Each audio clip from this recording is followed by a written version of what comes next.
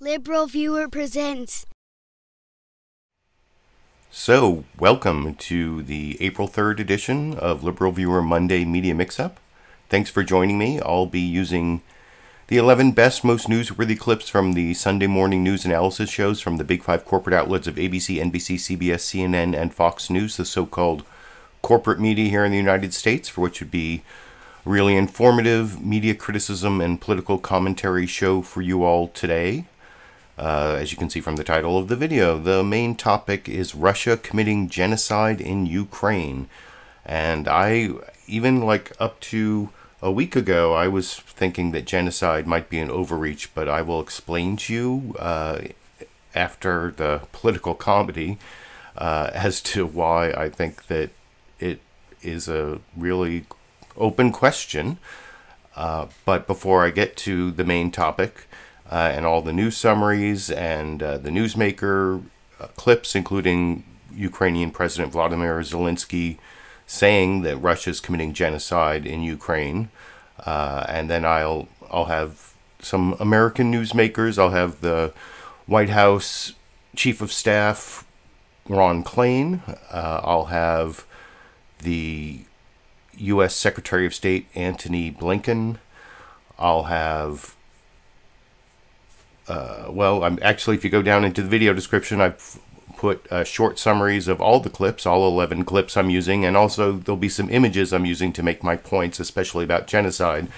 But before I get to that, I want to show the only two jokes they really made about Vladimir Putin in the Weekend Update sketch on Saturday Night Live on Saturday night, and in both cases I thought they were kind of weak. Basically they were saying that Vladimir Putin is the first joke is actually a Will Smith slapping Chris Rock joke, which I hope I didn't ruin the punchline, but these are like two very small jokes in the entire Weekend Update. I didn't think that they were I'm criticizing them because I've talked before about how Saturday Night Live and other political comedy shows give you an idea of what low information voters are getting about more complicated political and, I guess, foreign policy issues in this case. And sometimes some good things from, get into the zeitgeist that you can tell the way they are handled on Saturday Night Live. And I don't think they're making Putin seem evil enough with these two jokes that I will talk about with you a little more after. And they're two jokes from different parts of Weekend Update. There's a link down in the video description where you can see the entire Weekend Update program for free on the Saturday Night Live YouTube channel. You can also see the entire SNL episode for free on the NBC website. Here are the two jokes I wanted to criticize that I'll talk about with you a little more after we watch them together over here. Intelligence officials are saying that Vladimir Putin is being misinformed by his advisors about how badly the Russian military is performing in Ukraine, which is kind of like Will Smith's agent telling him, "You crushed it at the Oscars." Will Smith... U.S. officials are concerned. U.S. officials are concerned that Vladimir Putin is keeping military units positioned near Kiev despite earlier promises to withdraw. Putin's failure to pull out has earned him the nickname Nick Cannon.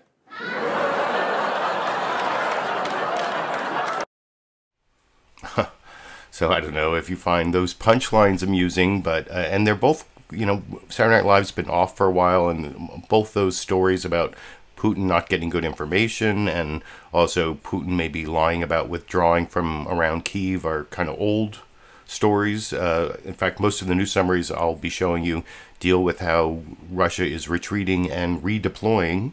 And also, as part of that, there have been evidence of war crimes, possibly genocide.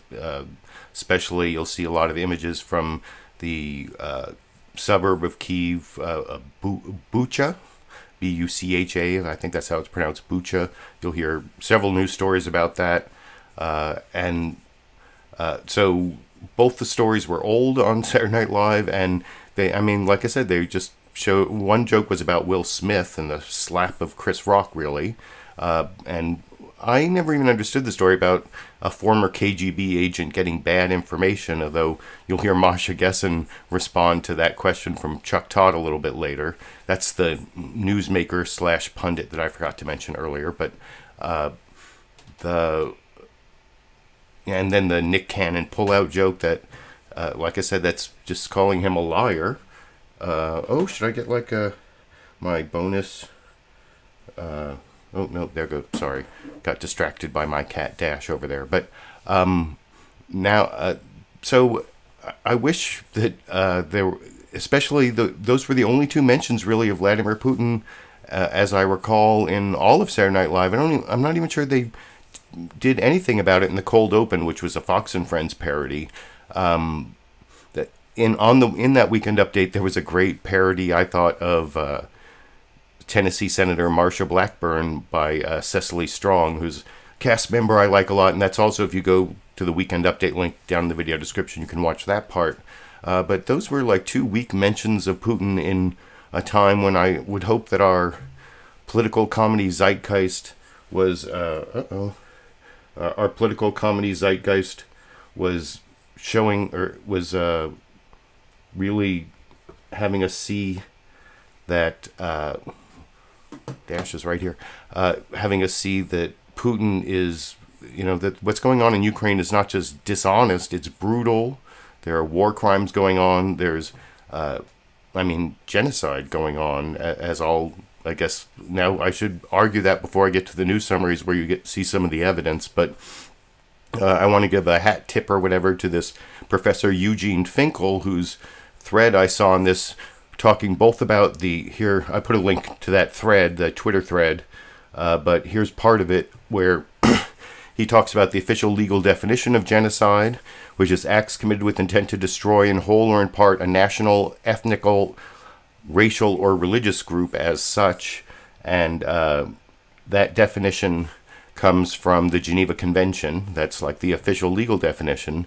And if you remember back right before the invasion, or like the day the invasion started, I showed an extended clip of Vladimir Putin giving this 50-plus minute speech where he talked about how Ukraine was invented by the Bolsheviks and Ukraine didn't really exist. And that was really,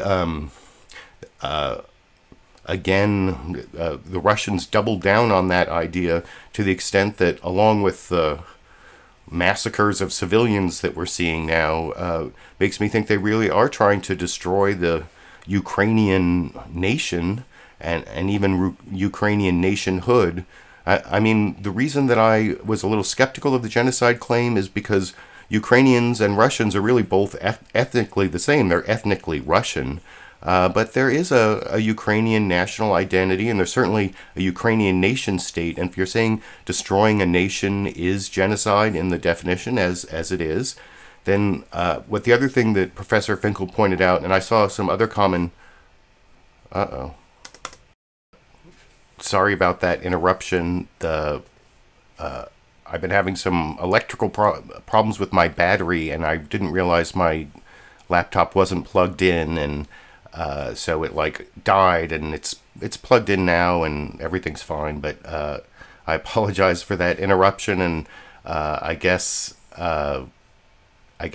that I'll probably upload an edited version of this. So, well, I don't know, or maybe people can just skip over the gap there. But anyway, I talked before I got cut off there about how Vladimir Putin had given this 50-plus minute speech on the day of the invasion of Ukraine, talking about how Ukraine was a creation of the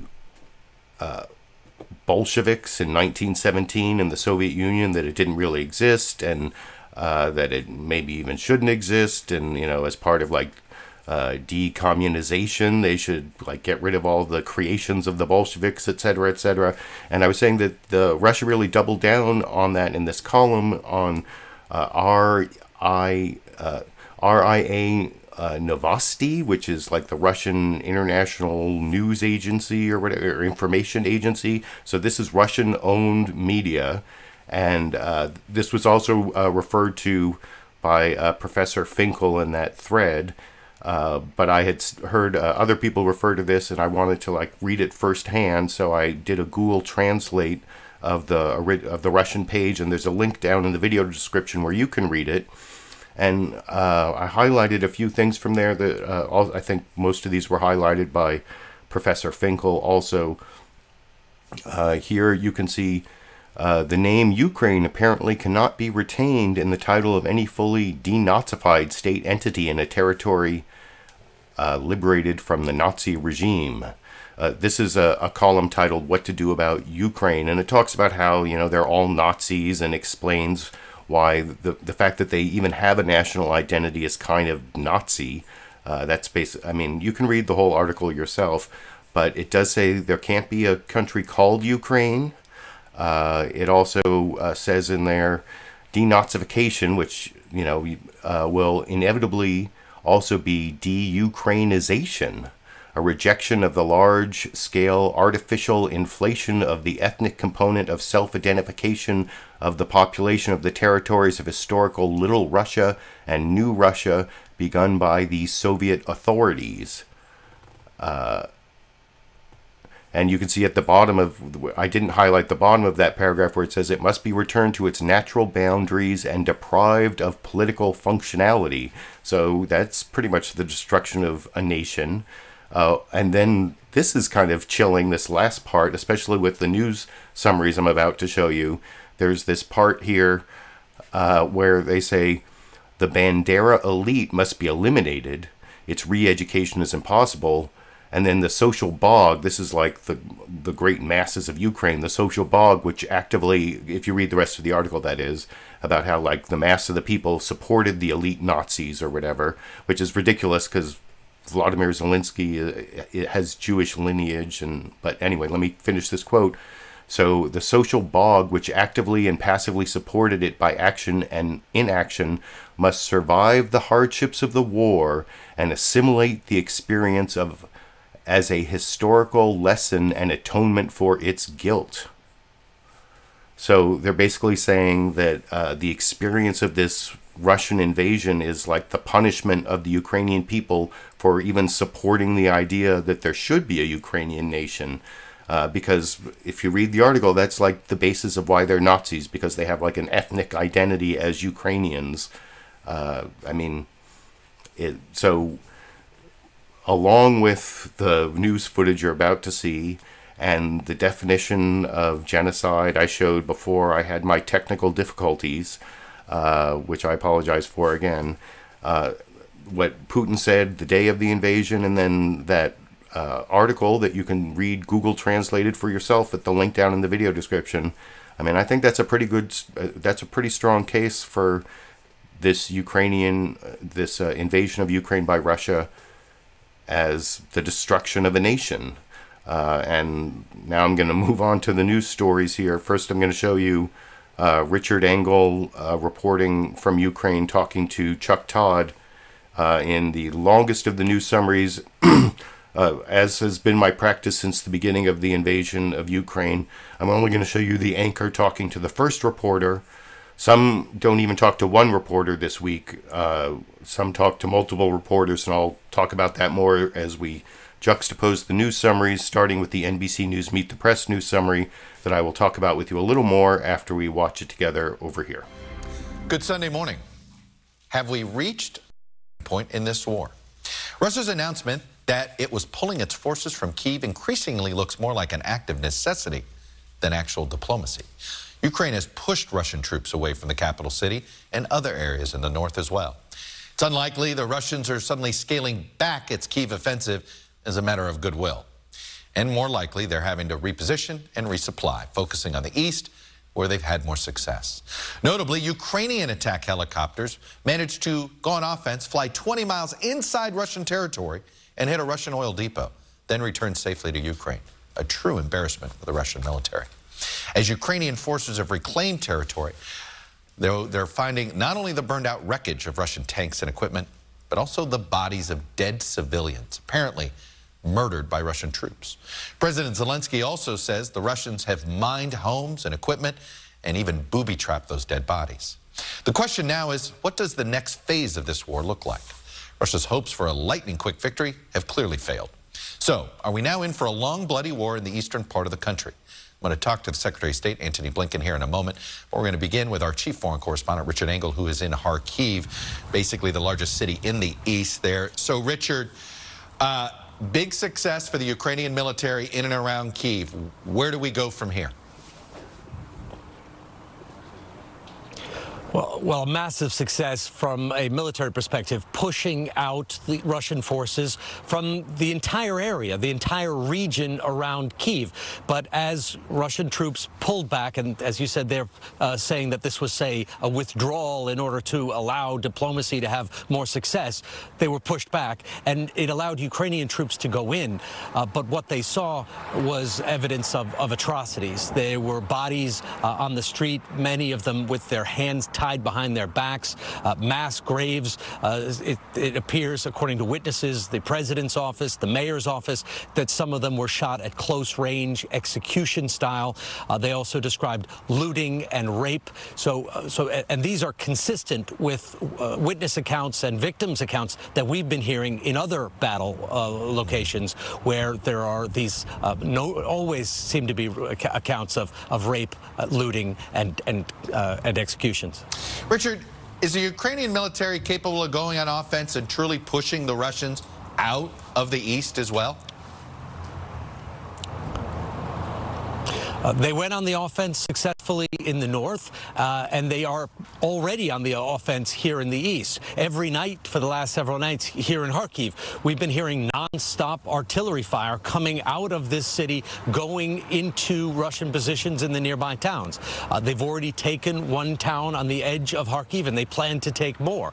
They want to go on the offensive now, before Russia is able to reposition its troops, to bring some of that extra firepower down from Kyiv. And they also are motivated because they saw what Russia has been doing in places where it has been occupying Ukrainian towns and villages, and they don't want to happen to their own homes, because there's a big difference. These people are fighting to defend their families and their own villages. Yeah. The scenes that we're seeing in and around Kyiv, we can only imagine that and what we already have heard out of Mariupol as well. Anyway, Richard Engel, who is in Kharkiv, the largest city out east. Richard, thank you. And joining me now is the Secretary of State, Antony Blinken. Mr. Secretary, welcome back to Meet the Press. And I will have a clip of the Antony Blinken interview from CNN State of the Union, not from Meet the Press. I'll have a clip of Masha Gessen talking to Chuck Todd about how, her ability to read Vladimir Putin's mind, actually, that I'm not making that up. You'll see when I show the clip. But that was Richard Engel from Kharkiv, which is a town that could be getting a lot of military action as the Russian troops retreat and redeploy from the Kharkiv area to the east towards the Donbas area. And Kharkiv is in sort of a strategic location near the Russian border. So I hope Richard Engel will be okay. And you also saw a lot of the evident people being shot with their hands tied behind their backs, people being tortured, the mass graves. That is the other part of the genocide argument that, anyway, you can let me know what you think about that down in the comment section, and you can compare that to the CBS News Face the Nation news summary. This is from Margaret Brennan, the anchor, talking to their reporter Holly Williams in Dnipro, which starts with a D, but it's, I guess, Dnipro, and Dnipro is actually more like south of Kyiv, like between Kyiv and Mariupol, that southern coastal city that has been under siege for so long, and then sort of like equidistant between Kyiv, Mariupol, and then the Donbas region. So, but you'll see there are reports from all around Ukraine here as well, but they decide to go to a reporter in Ukraine with important information about the brutal crimes that are going on there, as you can see in this clip. To face the nation. As we come on the air, the Russian war strategy appears to have undergone a major shift. 2 weeks ago, the Russians were focused on surrounding the capital city of Kyiv. Now, they've upped their assault in the eastern and southern parts of the country. Just this morning, Russian missiles have struck an oil refinery in the Ukrainian port city of Odessa. And there are reports of new explosions in the Russian border town of Belgorod, site of 2 other Ukrainian strikes last week. It's been a horrific scene since day one, but the atrocities of war are escalating. We warn you, some of the images you are about to see are disturbing. We begin today with Holly Williams reporting from Dnipro, Ukraine. Russian forces have pulled back from around Ukraine's capital, Kyiv, and Ukraine says it's retaken more than 30 towns and villages. But what the Russian troops have left behind is sheer horror. In the town of Bucha, the streets are littered with bodies. Some, with their hands tied behind their back, appear to have been executed. Others are buried in a mass grave. More than 300 residents were killed, according to the mayor. Vasily survived it, but the trauma of what he witnessed is written on his face. He calls the Russian soldiers dogs and says he took cover in his cellar for 2 weeks. Ukrainian soldiers are removing the dead with caution, fearful they could be booby-trapped with explosives. Ukrainian officials say these images show the naked corpses of at least 4 women on a highway outside Kyiv. They claim the Russians tried to burn the bodies. Despite the devastation, it seems Vladimir Putin's original battle plan has failed in the face of Ukraine's resistance, and Russian forces are shifting their attention to the east of this country. Hostomel Airport, just north of Kyiv, where Russian paratroopers landed on the first day of the invasion, is also back in Ukrainian hands. A visiting Ukrainian politician was upbeat.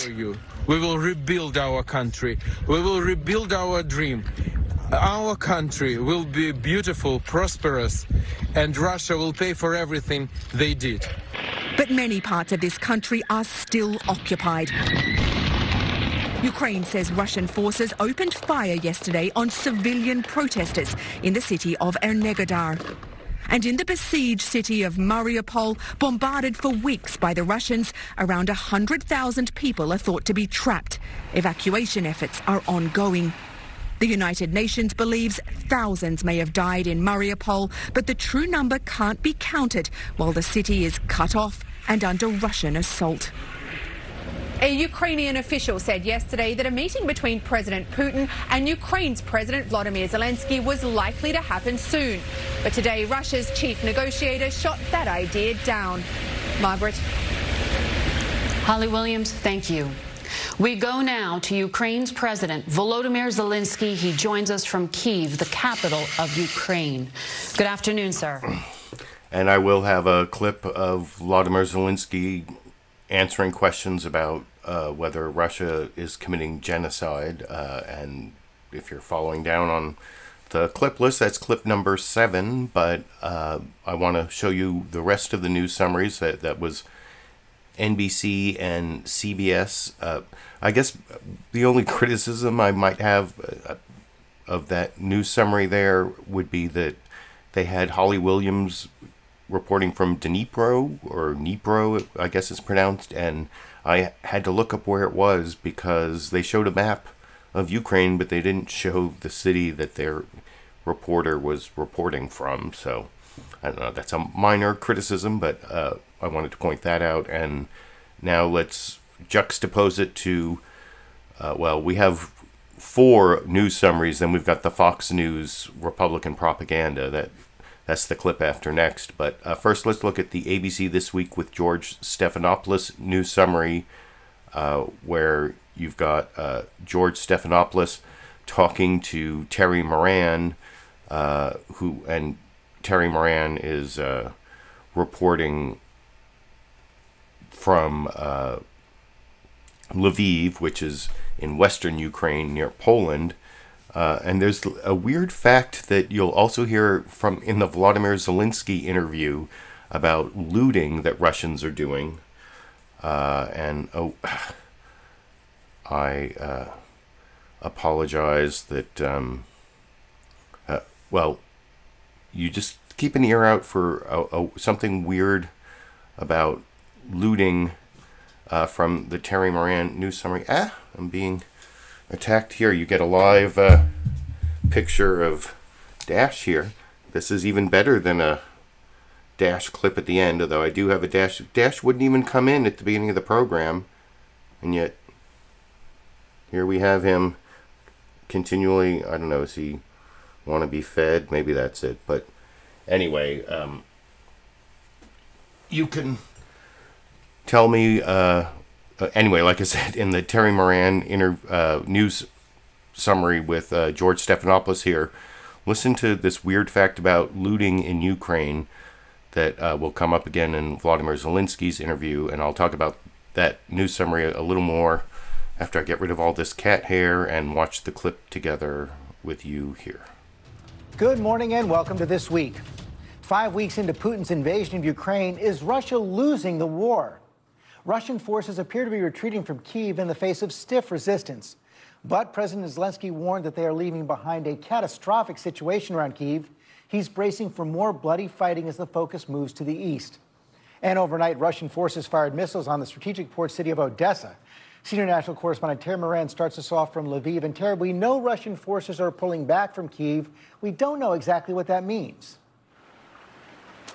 Good morning, George. We don't know exactly what the withdrawal means, but one thing is clear. The war that Russia started 39 days ago has changed. Seizing Kyiv was a primary Russian war aim. They're trying to deny that now, but the evidence says otherwise. They committed huge forces to it, and they took huge losses, especially in equipment, armor, in trying to fight for it. And now they are withdrawing. But U.S. and Ukrainian officials say that this looks more like a redeployment, with Russian units seen redeploying to the east of the country, where a major battle looms in the coming weeks. And while those Russian forces have withdrawn, they have exposed behind them hellish scenes and possible war crimes. There are bodies in the streets, reports of a mass grave, and signs of looting as well. The Ukrainians are extremely concerned about the extent of this in the other occupied areas as well.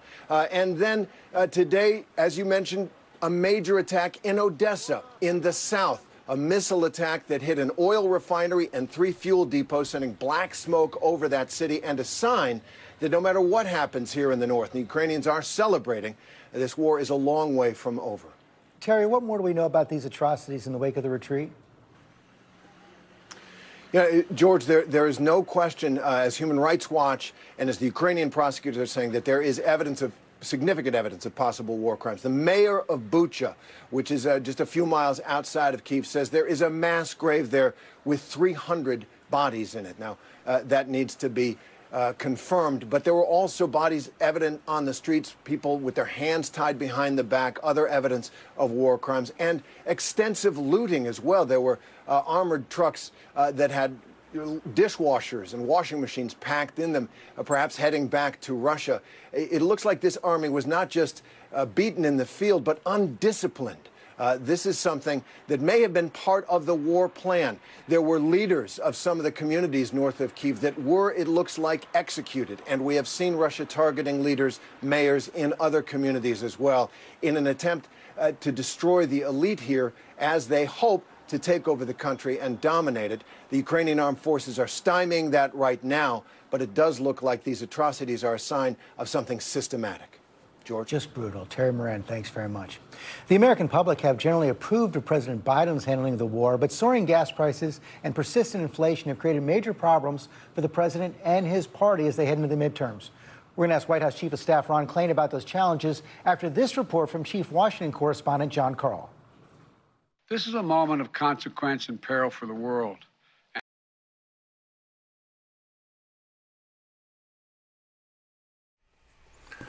So, yeah, the one thing I wanted to point out about that compared to what you're about to see from Fox News is that ABC did do this sort of bias thing where they report on their polls as news, but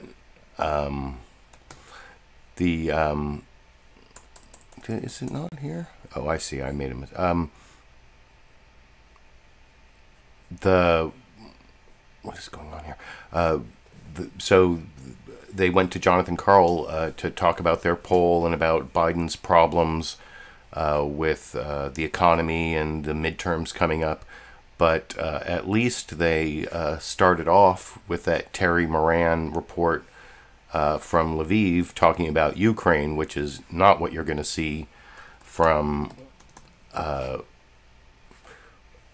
you're not going to see that at all from Fox News Sunday and their initial report, even though they focus on the political, and then they go to the border crisis, not the one in Poland with Ukrainian refugees, but they actually talk about the border crisis, the southern border with Mexico, and I'll talk about that more at the end of the live stream. But did you notice there that Terry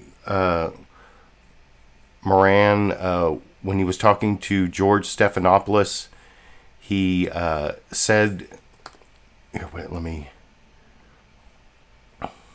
He said that they were taking dishwashers and washing machines, that the Russian soldiers were looting by taking dishwashers and washing machines. And that really, I mean, I hadn't really thought of that until you would think that would be like too heavy to loot.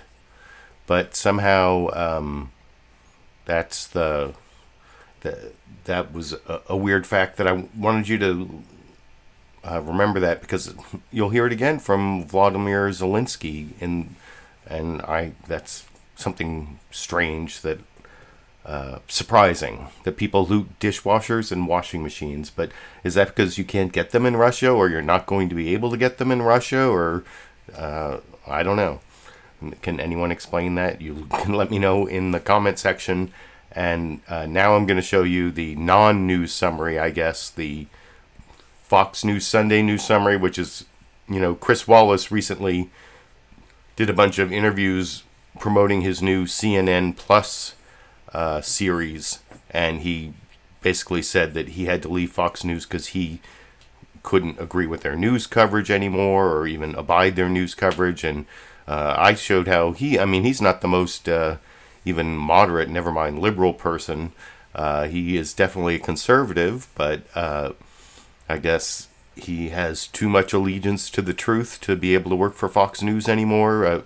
I'm not sure how you could ever work for Fox News if you have allegiance to the truth, given, if you read, if you read this book over here, The Loudest Voice in the Room by Gabriel Sherman, you can see that Fox News was created by Roger Ailes to be a propaganda outlet for the Republican Party, which is what it is. But don't want to go off on that tangent, other than to say, here is a Fox News Sunday news summary where they don't start with Ukraine. They have not even the first two reporters. Usually, I've been criticizing them sometimes going to their political reporter in Washington, D.C., or I think in this case it's Wilmington, Delaware, which is where Biden was over the weekend, and then second going to their reporter in Ukraine. They don't even go to their reporter in Ukraine second, as I will talk about with you a little more after we watch that clip together over here. Hello again from Fox News. Just months from the midterm elections, a controversial move this week by President Biden to lift the COVID restriction known as Title 42 at our southern border that has turned away thousands of migrants over the past couple of years. And that could add to the political liabilities that vulnerable Democrats are facing right now. An unprecedented surge at the border, concerns about what the war in Ukraine could lead to next, and then you have the weight on the country from rising inflation. We begin with Team Fox coverage. Bill Melugin at the southern border and David Spunt traveling with the president in Wilmington, Delaware today. David, we'll start with you. Good morning. Martha, good morning to you. 2 years into the pandemic, President Biden insists Democrat policies are working and the economy is on the move, despite the fact that his poll numbers are stagnant. People are making more money. They're finding better jobs. Hi, everyone. White House officials are touting the March jobs report, which shows employers added 431,000 jobs, a bit below estimates, but still bringing unemployment to 3.6%, the lowest level since the pandemic hit 2 years ago. It's a tough political sell with inflation at a 40-year high. They've done all the wrong things. They own this, and it'll take the Fed to squeeze it out, and I don't know how long that'll take. The president also planning to release 1 million barrels of oil a day for 6 months from the U.S. Emergency Oil Reserve to chip away at record gas prices. I think it's going to be very helpful. Fox News polls showing bleak numbers for the president and his party. 59% of those polled disapprove of the president's handling of the economy. 66% disapprove of how he's handling inflation. And Republicans hold an advantage in the midterms, winning a hypothetical matchup 43-41 against Democrats. This week, moderates and progressives met with the president to talk strategy and fend off a possible red wave in November.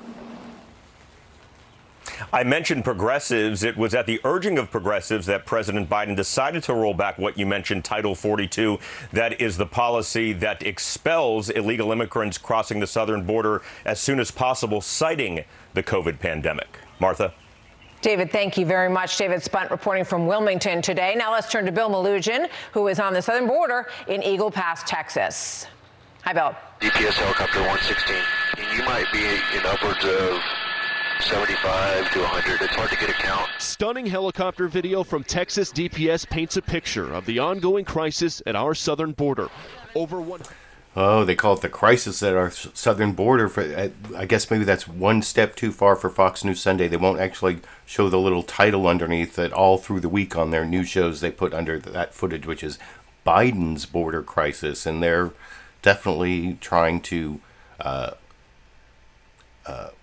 gin up the Republican base for the midterms, and that's an issue that you see in a lot of Republican political ads already in this midterm season, in the primaries that we're already in. And I even saw, I think one of the pundits say there's a huge increase in those ads, like about over a third of them mention immigration as a major issue. And that, I don't know if that's the top story. Doesn't seem like the top story. I could see discussing Title 42, but one of the things that they never really discussed about Title 42 is that people have a legal right to request asylum, and Title 42 is sort of an illegal denial of their right to request asylum. And I'll talk about that more when I get to the final clip of Martha MacCallum questioning Texas Republican Senator John Cornyn about Title 42, this policy that was started under the Trump administration that let the U.S. government decide to immediately expel people seeking asylum because of COVID problems, because of the COVID pandemic. But anyway, I want to get to the final news summary here. This is Dana Bash on CNN State of the Union. The State of the Union is what you would expect it to be this week. You know, they always say at the beginning of the show, what is the State of the Union? Well, I mean, I guess the news isn't so bad that they are doing 2 live hours. This week they only did 1 live hour, but they gave the State of the Union for the week that you would expect, given the credible allegations of genocide that we're discussing over in this clip. Hello, I'm Dana Bash in Washington, where the State of our Union is sickened and horrified.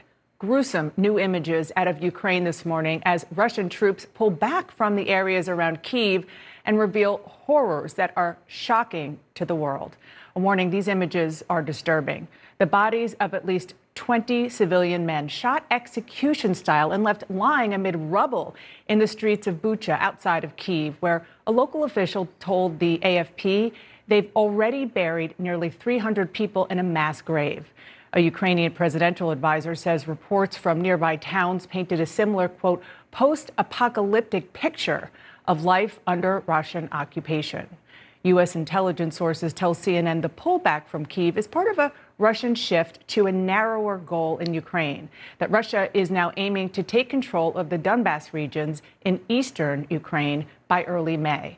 The potential shift brings new warnings from a Ukrainian official that their military will face a difficult period of fighting in Ukraine's eastern regions. And this morning, Russia struck an oil depot in the Black Sea port of Odessa, which General David Petraeus called the country's lifeline. It's a reminder that even if troops move east, the deadly Russian missile strikes will likely continue elsewhere. Joining me now is U.S. Secretary of State Antony Blinken. And like I said, I will have a clip of Dana Bash's interview with U.S. Secretary of State Antony Blinken. That was actually a fairly good news summary for being the shortest one.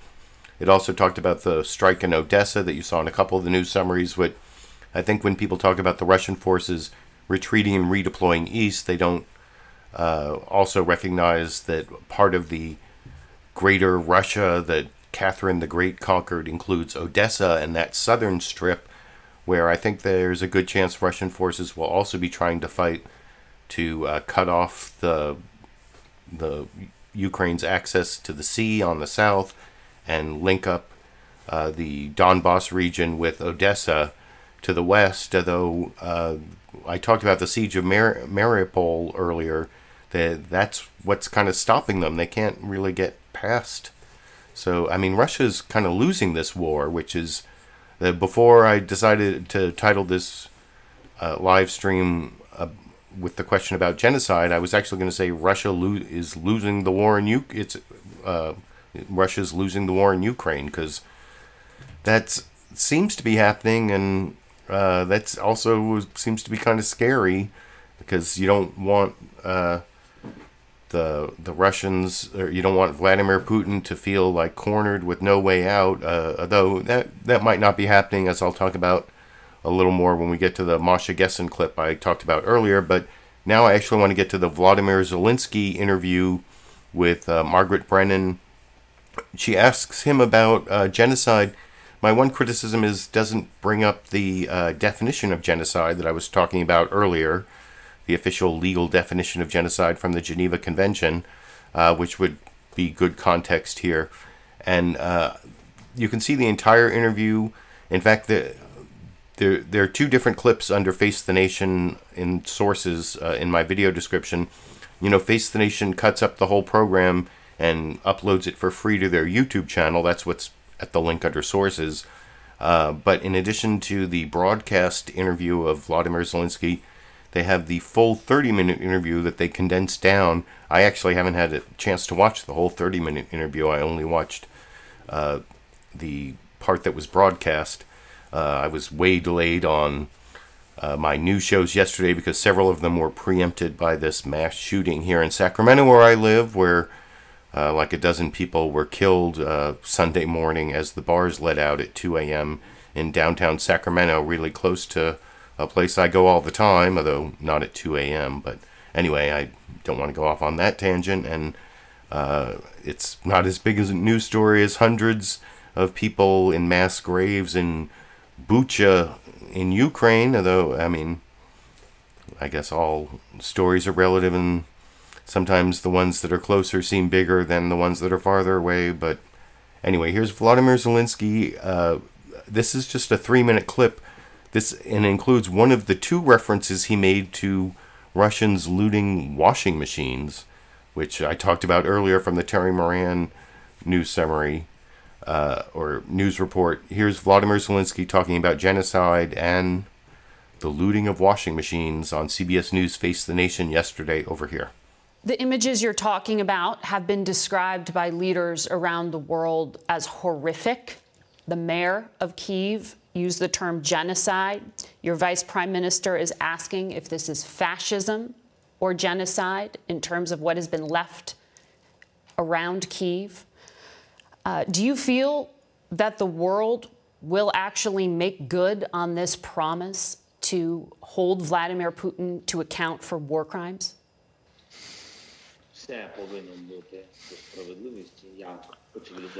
Everything has to be fair and according to justice, as the civilized world will decide.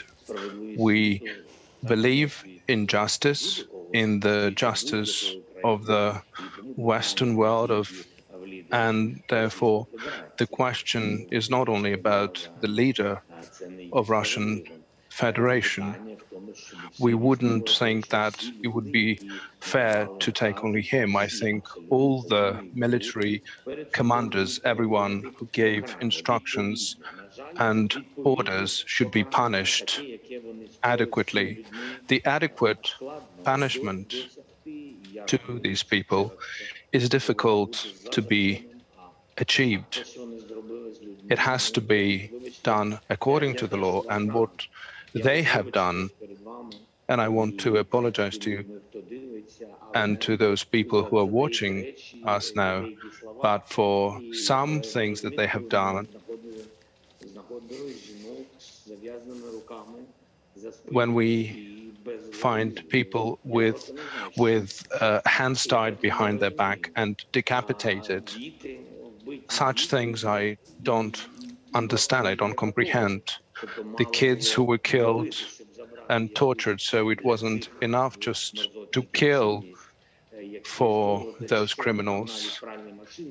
Maybe they wanted to take gold or washing machines, and they were killing them, but they were also torturing them as they did this. And your question is absolutely fair, but I don't have the answer. I don't know what law or what imprisonment term would be adequate for this. As the father of two children and as a president, I think that these people, if they are put behind the bars, this is one too little for what they have done. Is this genocide? Indeed, this is genocide.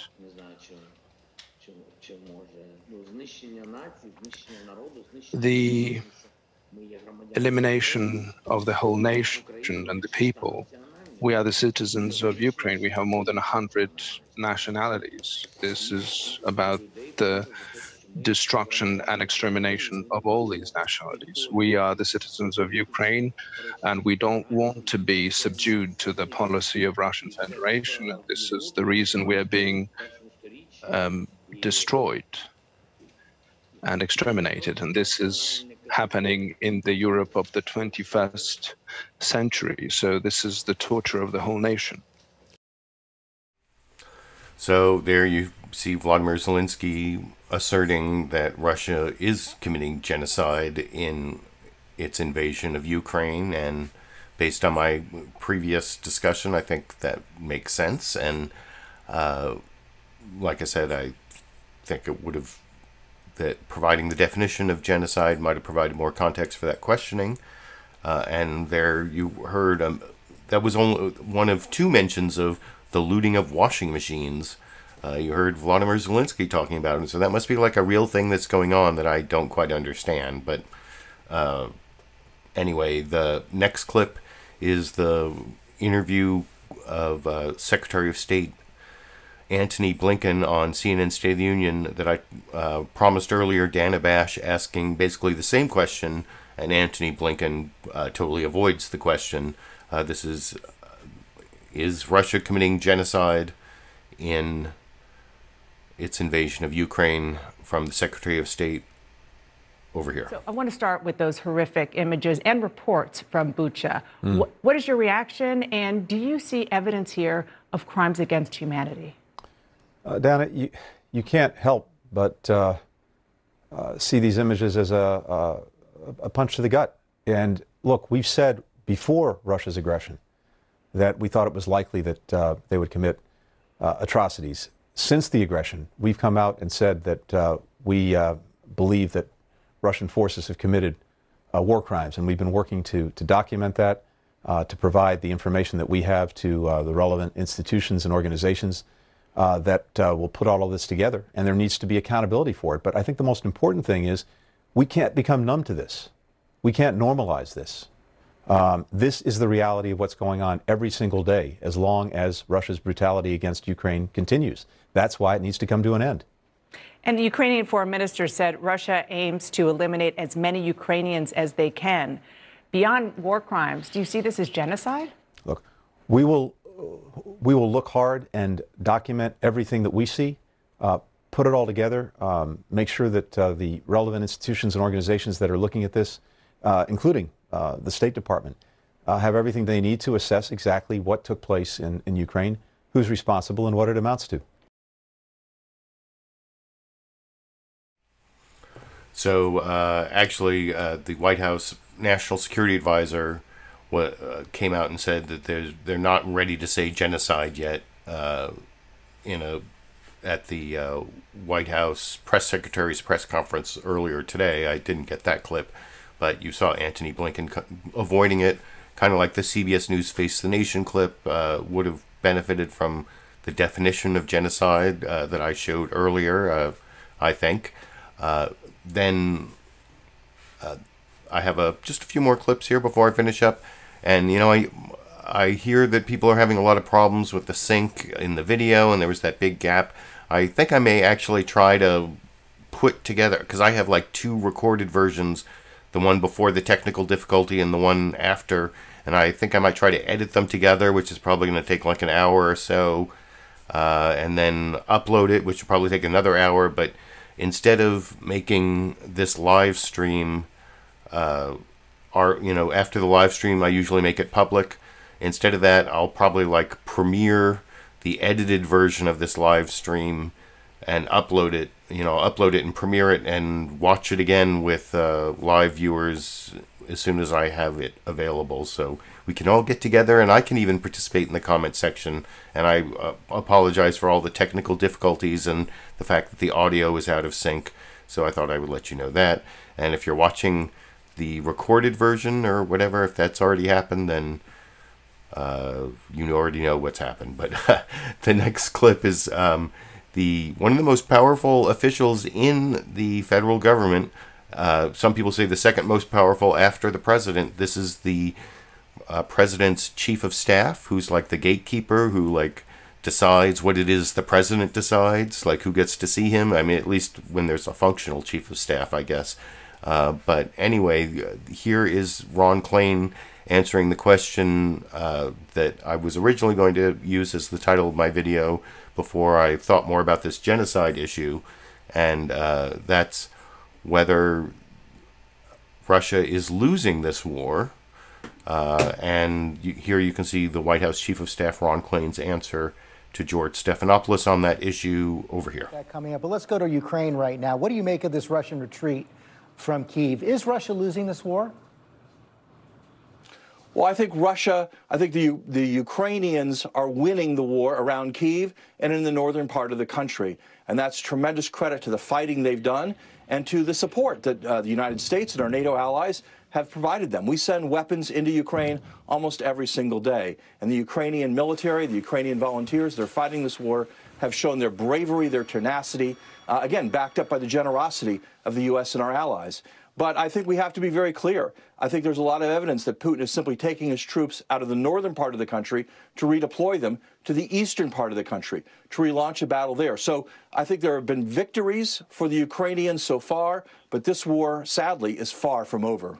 That's right. And a lot of people look at this redeployment and say that the end game, the approaching end game, appears to be something like a frozen conflict after a long war, much like what we saw in Korea division. Russia gets the east, Ukraine maintains control of the rest. Is that acceptable to the United States? George, that's not for really. The outcome here is for Ukraine to decide. What I will tell you is President Zelensky has said that's not acceptable to him, and we are going to support him with military aid, with economic aid, with humanitarian aid. The political future of Ukraine is up for Ukraine to decide, but the military future of this attack has to be pushed back, and that's why we are doing so much to back President Zelensky and his military with the tools they need, with the weapons they need, with the other aid they need to oust the Russian invasion from their country. Let's go back to the economy. In the wake of that jobs report, so yeah, that was the question. He started with the economy, went back to the economy, and you saw ABC. I mean, I guess it's an important issue, and you heard Ron Klain's answer. I mean, I don't know. Are they? I think Russia is losing this war, and that is not necessarily a good thing, because even good outcomes in war are bad outcomes. A long, protracted war that. Where Russia is losing but still fighting for a long time, that's not good for Ukraine either. There's people dying every day, and apparently civilians even being slaughtered. So even Russia losing, I mean, I guess it's better than Russia winning, but that's the thing, though. It's like the thing from that 1980s movie War Games, where, well, that's about nuclear war, which is a whole different thing, but like the only winning move is not to play or whatever. But anyway, the next clip I want to show you is, I don't know why Chuck Todd is claiming in the introduction to this clip that Masha Gessen, who for a while, especially back during the Trump administration, I had her book Surviving Autocracy back on my bookshelf, and it's actually a good book. It's worth reading, and there are a lot of insights from her experience in Russia, and she definitely is a Russia expert, so I appreciate these insights, especially, well, the one thing even though she has these insights, I think Chuck Todd goes a little too far in the introduction here, claiming that she can, if anyone can read Vladimir Putin's mind, it's Masha Gessen. And also, he asked the question that I was talking about earlier when I showed the Saturday Night Live jokes at the beginning about that old story that Vladimir Putin wasn't getting good information, and you'd think as a former KGB agent he'd be getting good information. But I learned a surprising fact from Masha Gessen in this next clip. I guess if I'm criticizing it, that apparently he wasn't that great a KGB agent. But anyway, I'll leave the rest of the clip to discuss with you after we watch it together for some insight on Vladimir Putin's thinking, although maybe not reading his mind, but still some insight over here. Now is Masha Gessen. Gessen is a staff writer for The New Yorker and has written extensively about Russia and individually the rise of Vladimir Putin. So if anybody can read Putin's mind, it may be Masha Gessen. Masha, welcome back to Meet the Press. Thank you. Good to be here, Chuck. I want to start with the intelligence that the U.S. released earlier this week, indicating that Vladimir Putin was not getting the truth from his advisors.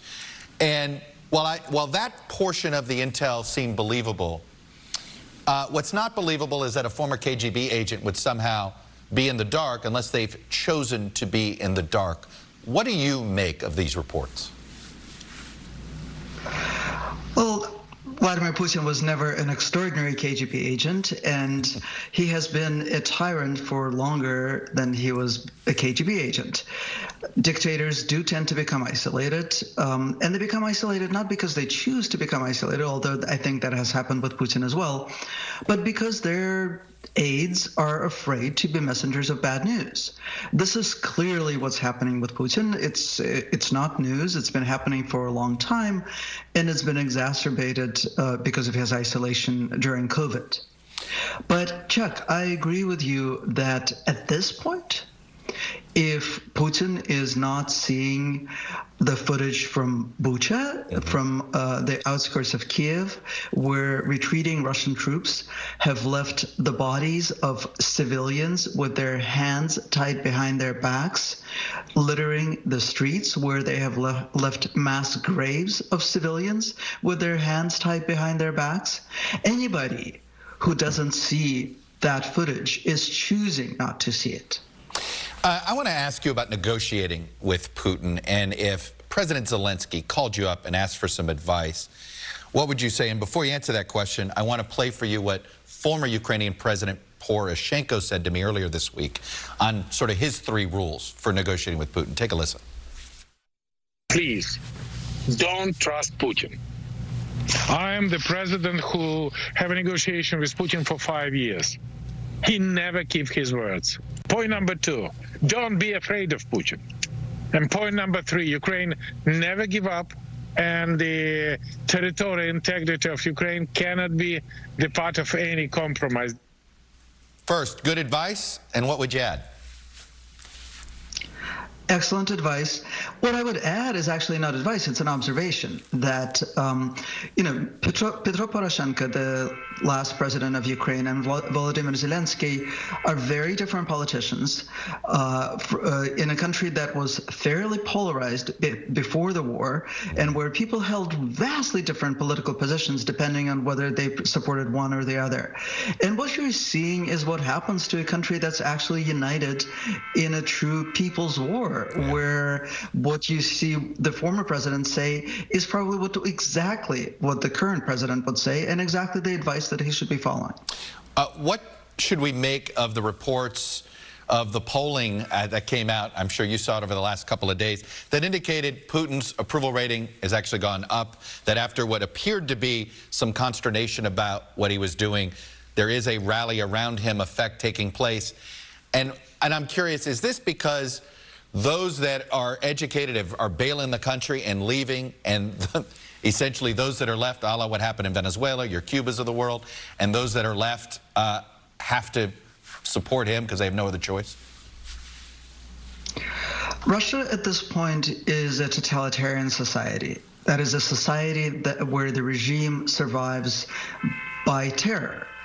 It is meaningless and irresponsible to be conducting opinion polling, and especially to be reporting on opinion polling in that country, right? I mean, the question, do you support the war, should really contain a second part, which is, do you support the war, or would you like to go to prison for 15 years for not supporting the war, right? And I want to say something important about totalitarian societies. It's not that people are hiding what they're actually thinking.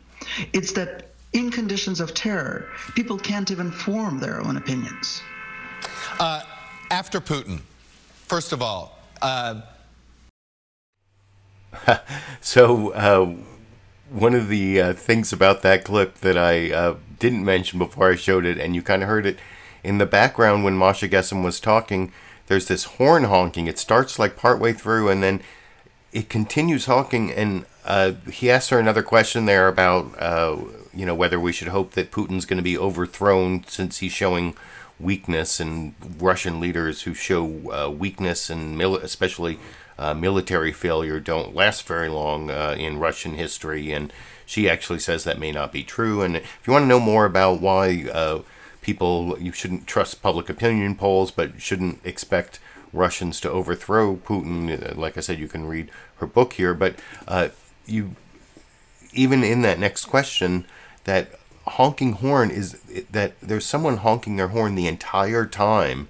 It like starts, you heard partway through that clip, and then it just becomes totally constant for the entire rest of the interview. So much so that I was thinking, is that like some sort of Russian agent trying to disrupt her ability? I mean, is there like, is that like out of the realm of possibility that there's like a Russian agent whose job it is to be like outside Masha Gessen's apartment or wherever she is and like honk the horn whenever she's doing some sort of live TV interview? I don't know, that just crossed my mind when I watched that. And before I get to the last newsmaker clip, which is on a different topic, the Title 42 immigration expulsion of asylum seekers topic, I did want to thank the Super Chat contributors. I've seen several here, and I kind of have to apologize that if I do what I was talking about, where I like edit together the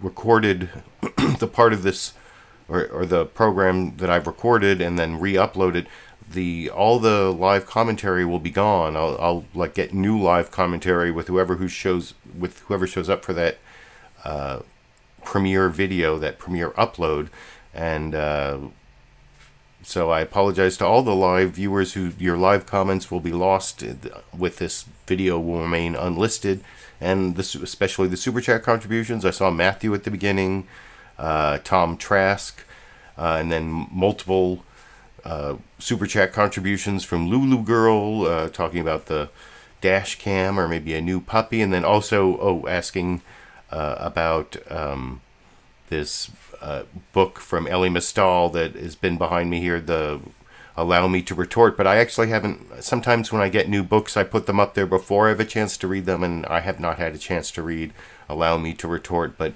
I'm traveling and staying in a hotel next weekend. Actually, next weekend I'm going to get to see Chris Rock in Reno do a stand-up routine, and we bought tickets to that like before the Academy Awards and planned this trip. And I'm driving back Monday, but so by the way, my Monday show, I don't know, that might affect my Monday show next week. But I'm seeing Chris Rock in Reno next Saturday, and anyway, I'm not sure why I got off on that tangent, but I did want to thank you all. I got off on that tangent because when I stay in hotel rooms, a lot of times I end up doing some reading, and I think I'll try to bring Allow Me to Retort with me, and that might be my chance to read it. But anyway, thank you for all those super chat contributions. I think this video is any video with the word genocide in the title is very unlikely to be monetized. I saw that I've already had my monetization taken away for this live stream. I guess I'll see what happens when I upload the recorded version, but that's all the YouTube revenue I'm going to make is from the super chat contributions. I also appreciate the people who support me financially at the links right below the video on Patreon or through direct PayPal contributions. And anyway, I'm going to get to this Title 42 question, but I put a link down in the video description also under sources to this ACLU page just from last month. 5 things to know about the Title 42 immigrant expulsion policy. And you can see that the government has misused the order to kick out people seeking asylum more than 1.7 million times. And keep in mind that people have a legal right to seek asylum. You know, just like the millions of Ukrainians who are going to neighboring countries. Well, we have like really bad situation in Central America, the Northern Triangle countries that I talked about months ago, where we have people fleeing that situation. And it's not really a border crisis. I think I said some analogy months ago about how, like, calling it a border crisis is like in The Walking Dead if they're like zombies chasing everyone and these people come knocking on your door like, help, let me in. Is that like a door knocking crisis? No, it's a zombie apocalypse crisis. It's the thing that they're running from is the crisis, not the fact that they're knocking on your door running away from that thing. And then the thing about Title 42 is it is based on, it's a COVID restriction, and it's really not legal because people have a right legally to seek asylum, and this like expels them immediately for a health crisis that isn't consistent with, people being able to land in airports without even being tested for COVID for most of the pandemic. So if you can land in an airport, why can't you request asylum and be taken into the country? And if you read that ACLU page, you'll see that just last month a federal court found that it was illegal. But of course, none of that information shows up in the Fox News questioning. This is supposedly tough questioning by Martha MacCallum, and she does say that it's inhumane. But of course, Fox News viewers don't care about it being inhumane. They probably don't care about it being illegal either. But anyway, that's the pre-criticism of this final Newsmaker clip.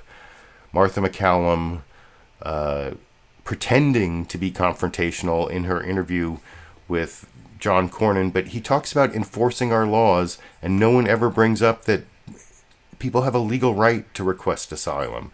And I'll talk about that a little more after we watch that final Newsmaker clip together over here. So with regard to Title 42, Senator, on the other side of the fence, GOP mostly behind keeping Title 42 in place, but there are groups who say that it's been an inhumane practice. This is what the Physicians for Human Rights said about it, that this practice of not allowing people to cross because of the pandemic has severely harmed the health and human rights of children, families, single adults by exposing them to violence, separating families, and inflicting acute medical and psychological impacts. They also say that there's simply no epidemiological evidence to justify banning asylum seekers from the country while allowing the other borders to allow in other travelers at the same time. What do you say to that? Well, we've had 3 million border encounters during this pandemic so far, and you and I are still required when we fly on an airplane or take public transportation to wear masks, because that's what the Transportation Security Administration has ordered. I heard the Congresswoman say we need to follow the science, but frankly, it's contradictory, the messages that we're getting from the administration. And really the point is here, if you eliminate Title 42, this is the last tool that's been available to Border Patrol to try to maintain some semblance of order on the border. And if you eliminate Title 42, the Border Patrol tells me they will lose control, and the people who will benefit the most are the drug cartels, who will have a freeway into the country with which to funnel the drugs that took 100,000 American lives last year alone. It's interesting that you bring that up. Senator Hagerty of Tennessee has suggested that Title 42 could also apply as a public health measure to keeping it in place to keep people out because of all of the drugs that are crossing the border that are killing so many Americans. Do you support that? I think he's got a good point, and but I think what we need to do is also to enforce our immigration laws. The administration considers it a success when they place migrants who come to the border in a location somewhere in the United States, and they await for a year or more their immigration court hearing for asylum. And many of them, this won't surprise you, don't show up. So this is a case of catch and release, which is a flawed policy which never worked, and it won't work now. We need to enforce our existing immigration laws and do it aggressively, but the Biden administration shows no interest in doing so. You know, with regard to the midterms, which we spoke about with Congress. So, of course, she follows up with questions about the midterms, nothing about anything that Senator Cornyn there said, even though you heard he said asylum. He even said he was complaining about people being taken into the country and get to wait for a year while they're waiting for their asylum hearings, and some of them don't show up. And I'm sure there's some percent that don't show up, but if you have like a legitimate asylum claim, or you want to try for a legitimate asylum claim, and while you're waiting you have some sort of legal status, why would you give that up? I mean, people have a legal right to apply for asylum, and that is something that, like I said, never came up in that questioning that was supposedly confrontational, and that last idea that because of the opioid crisis that they can legally expel people requesting asylum, and because there's a health crisis of fentanyl being smuggled into the United States, usually in vehicles at legal checkpoints, not through asylum seekers. Is there any evidence that asylum seekers are smuggling in fentanyl? That's just ridiculous. And anyway, for more on why it's ridiculous, check out that ACLU fact page, 5 things to know about the Title 42 immigrant expulsion policy. And anyway, that is the final Newsmaker clip, as I said, and I want to thank you all for joining me. I actually had like several Dash clips, one before the program where he wouldn't come in, and then I had the live Dash clip where I showed you Dash on camera live as I was talking. But I think just before that, I captured some video of Dash jumping up onto the table here. So this is kind of an action Dash clip as a bonus Dash clip, even though I kind of already showed you Dash. Here's a bonus Dash clip taken during the program to end before I have to do all my editing and uploading today over here. Was showing, or was really having us see. So there you see, that's how Dash got up on this table here, came around behind the camera, and then now you see the magic. No. Anyway, I hope you enjoyed the time and effort I put into picking out these clips and adding my media criticism and political commentary. I'm going to spend some more time now trying to create a version of this to upload that doesn't have all the audio sync problems. Hopefully the version that is now recorded on my hard drive won't have those problems after I get it all edited and uploaded, probably in the next few hours. It's hard to say. Depends on how long the speed that YouTube is accepting video. I don't upload a lot these days, but sometime in the next 2 to 6 hours maybe I'll premiere that video and watch it all over again with anyone who happens to be around. Thanks for your time. As live viewers of this video that will now become unlisted and no one will see your live commentary, but I still appreciate you keeping me company while I was making the video. I hope some of you can come back and keep me company while we watch the uploaded version later. And anyway, until then, or then for those who don't show up for that, I guess I'll see you next Monday, for every Monday, for my Monday media mix-up through the November midterms at least. And anyway, until then, I guess I will just be seeing all of you around the internet.